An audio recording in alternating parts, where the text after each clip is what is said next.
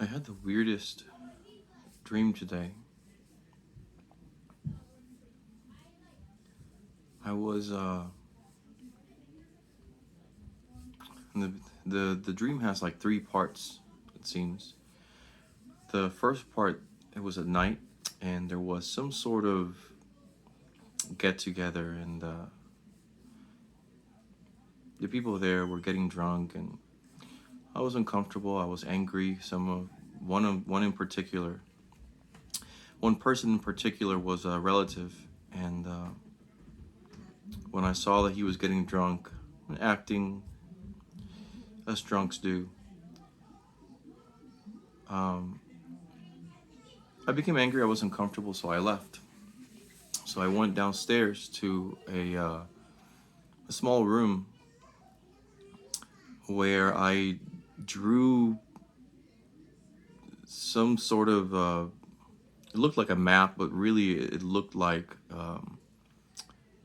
an aerial view of like a plot plan where you can see the outline of land. Okay, that's weird. So in the dream, I was supposed to, or there was conversation during the party that the next day we were gonna go and buy a piece of land. Okay, sure. So next day, I wake up. It seems like it's morning, early in the morning, maybe, I don't know. And uh, part of the weirdness of the dream, we were expecting a hurricane. So bad weather was expected, but it didn't seem like it was that big of a deal because, well, we weren't. Um, there were no preparations specific to a hurricane. So anyway, I wake up, and I'm in this hallway, and I'm looking out. It's just all windows. I'm looking out, and I see just the weather just going crazy, and the wind and leaves going flying into the hallway where I was at through the open windows, and all of a sudden the clouds, they get so dark, they almost look black. They almost look like smoke. And this specific cloud was kind of like revolving, formed this great ball, and all of a sudden it took the shape of a hand and just smashed a building. It looked like a condo I could see in the distance. Just smashed it to smithereens. And as I was looking at all this destruction, there was a sense that I was next. You know, it was coming towards me. And in the midst of all these things going on, I see two angels. Now, like, that is so weird. I have never in my life seen angels or like had dreams of angels or anything like that. I very seldomly remember my dreams at all, much less seeing angels in like a physical form, like a human form, you know. And so when I see the angels, I I felt that this was a divine act, of course, and I felt that I was next, that it was gonna come over me, and so I kind of I I kneeled, prostrated myself on the floor, in a position of reverence, I guess I could call it, and just kind of waited for it to come over me. Yes.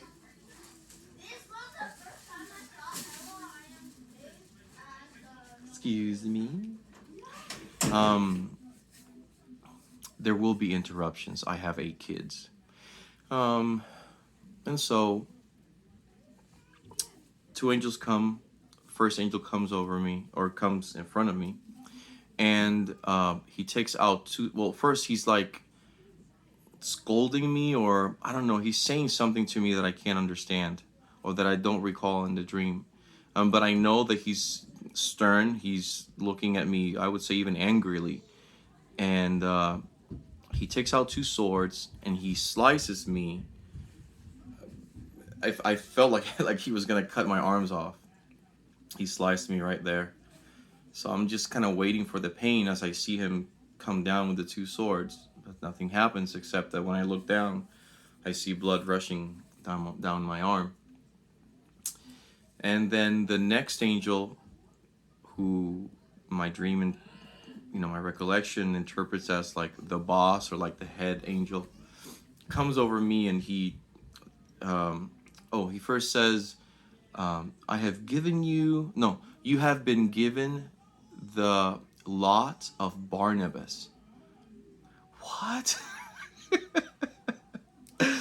I don't know what I smoked. I don't smoke, but I don't want to smoke that again. Huh. So he says, you've been given the lot of Barnabas, whatever that means. And then he said something else, but I don't know what he said. And he takes out a sword and then slices me, like right here. I thought he was going to split my head in half. I thought I was going to die. And instead, he just cuts me, and blood starts to pour out. And then he instructs me to like wipe the blood and like give it to him. Yeah, I know. I don't know what to tell you. So I give him the blood. He does something with it, but I don't really remember what he did. And then he leaves. And as the second angel leaves, all the darkness and all the hurricane, all that craziness just kind of goes away. So as I'm left there, kneeling, thinking I'm bleeding to death, I kind of look around. No, I lie. I see people coming down the hallway towards me. And I think it's my kids, actually. And they don't seem alarmed at all. Like none of this, I guess, happened. Either they couldn't see it or it was just happening in my mind or whatever. I don't know. And so when I see that they are not alarmed at all, I look at myself and I see that I'm not bleeding anymore and I'm fine. And I go inside a little room and I check my forehead and it's not bleeding anymore. But I could see, when I looked down in my arms, I could see where they're like it's not even a scar, but I could see like a small line, like the cut had been there but had completely healed or something. And so anyway, so I go down the hallway, go down some stairs that led to an exterior area, and I'm walking down this street with a what do you call it? We call it like a cyclone fence, like a metal fence on my right hand. And I'm walking down this sidewalk, and the destruction, I mean, everything looked like a junkyard because everything just was destroyed. But there is my family, like nothing had ever happened. There was a girl that I didn't recognize, like lighting up some firecrackers and something. I don't know if they were celebrating. I don't know what the deal was. And so I see my brother and his wife. I see my parents. We talk. Dream's over. Nothing relevant. Nothing significant. Now, whether this was just some bad food I ate or I don't know, some sort of movie, that phrase, you've been given the lot of Barnabas, man, I couldn't let it go. So I started looking into who Barnabas was. And so first of all, Barnabas is a companion of Paul in the Bible. And his name is not really Barnabas, it's Joseph. Barnabas is a nickname, and it means son of encouragement or of consolation. Okay. So I started looking into his life, who he was, and I found this video of, I think it was some Protestant pastor or something. He was explaining kind of the 7 ways in which Saint Barnabas encouraged people. And for whatever reason, it really resonated with me. And all of this is a really, really long-winded way of saying that for a long time, I've been wanting to start a YouTube channel, to evangelize, to encourage, funnily enough, to encourage people in their faith, to kind of bear witness to what Christ has done in my life, which I assure you has been very, very, very far from perfect or even good. But just to share, to encourage, to share whatever I know, and to defend the faith, to stand as a witness to the mercy and to the love of Christ. And I've found very creative ways to weasel my way out of it, just by procrastinating or self-doubt, vanity, cowardice, lots of reasons why not to do something, why not to put myself out there and as a witness for Christ. A lot of self-doubt, thinking, why me? Like, what Scott Hahn exists, Peter Kraft exists, like, what on earth do I have to contribute to a growing Catholic community of YouTubers? There's just, again, the excuses are long, and I could add that, I didn't want to be recording videos from a potato and, all that good stuff. But anyways, I realized that those are really just excuses and that have no basis in reality, because the truth is that all of us, not just me, but all Christians, all confirmed Catholics especially, have a duty to evangelize, to encourage one another, to share our faith in whatever imperfect way we can. It doesn't matter. Each to their own degree, each in their own way, for the good of the kingdom. And I realized that you just don't know why you just have to do it. We find it difficult, and really we ought not to judge ourselves. That belongs to God. And so our duty, once again, is to simply do our part and leave the why to Christ. And although it would be great to maybe be better prepared and to maybe have better technology, to maybe rehearse things more, have a script or whatever, I think you have to start somewhere. And if better technology or scripts or whatever, are stopping you from doing what you ought to do, then you need to lay those aside and just start somewhere. And so that's what I'm trying to do with this video. Again, meditating on that son of encouragement, Barnabas thing in the dream, which I can't even begin to describe to you how strange it was. I'm not a mystic at all. I don't have, very rarely, I can even recall having kind of apocalyptic dreams. Here comes interruption number 2. Huh? It's my lunchbox. Your lunchbox? Come here. This needs to be shown to the world. Look at that face. I don't know if you can see, but is that peanut butter? Or is that chocolate? What do you have on your face? Ice cream. Oh, chocolate ice cream. All right, my love. Who are you talking to? I'm talking to no one. I'm talking to a camera, making a video that no one will see. It's okay. Who are you talking Go. to? No, I'm just making a video. You're just making a video? Mm-hmm.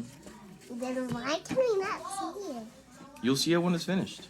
When it's finished? Yeah. Go outside. Close the door, please. It's not unlocked. I'll lock it. One moment.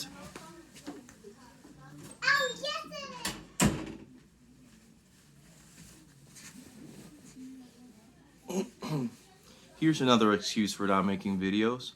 I have 8 kids and I don't have a place to record in silence. There you go. See, there are always excuses why not to do things, but I think we should do them anyways, especially if they are insistently in our hearts to do. Because again, you never know. You know, again, trying to go back to the conversation or to the monologue. I when I was meditating on being a center of encouragement and so on, well, I was thinking, well, how could I do that? You know, what do I have to offer?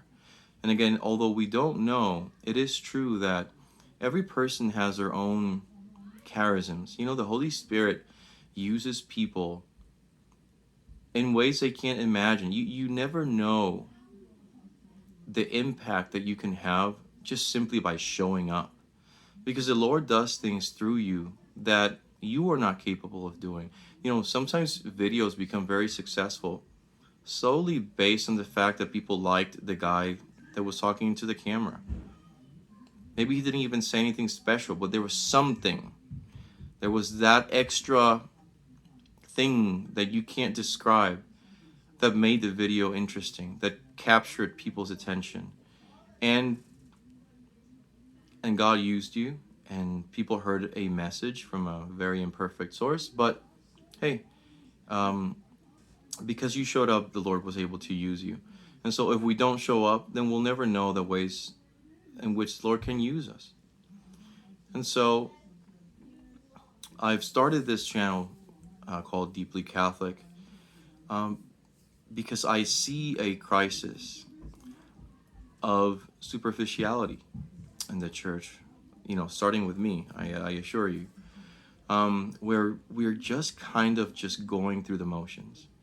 We are not really engaging our faith deeply, learning constantly, growing, you know, especially in our spiritual life.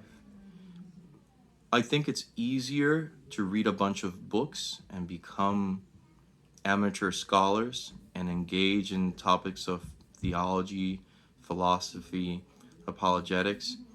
But I think it's much harder to engage Christ truly in our own spiritual lives so that our lives can bear fruit of holiness, of actual witness. It's very easy to be involved in the intellectual side of our faith, which is beautiful and rich, and I am not diminishing that in any way, shape, or form. I love it. I love it very much. But I just want more. I just want more for myself, and I want more for other people. And so I've resolved to start a channel in which I encourage people in their faith, and I speak on topics not just of apologetics or you know, the intellectual side, but also the spiritual side, about growing in virtue, and you know, what does it mean to be imitators of Christ, and how can we grow in a truly personal, authentic relationship with our Lord. You know, what does that look like? How does God change us? You know, how do we become saints? Or at least, what do the beginnings of that, the inklings of that, what do they look like? You know, how do we experience that in the soul? Or more accurately, how I have experienced those little changes inside of me that have slowly led me from a life of complete slavery to sin to now, you know, doing my best to avoid sin and to truly desire to have a relationship with God. And I think that's important because I think the best form of encouragement is personal witness, is I've been there, look at my wounds, and now I am healed. And I guess in my personal experience, I just don't see enough of that. And I think that when we desire something, when we see that there's a void that needs to be filled, instead of just watching from the sidelines and just wishing, oh, I wish someone would do that, I think a lot of times it's just a call for you to fill it, for better or for worse, you know? So that's what I intend to do. I hope you enjoy this content. I hope that I'm able to continue to make videos and share in this journey to deepening our Catholic faith, or our understanding of the Catholic faith, and encouraging one another to live our faith boldly, unapologetically, and to grow in love ultimately, for Jesus, which is ultimately what all of us are called to do. So thank you if you've listened this far. Thank you for listening. Weird way of starting the video, but it was a weird morning, so it is what it is. And so I truly hope that you enjoy the content from this day on. So let's dig deep. Let's discover the embarrassing treasure that it is our Catholic faith. Let's do it together. Have a blessed day.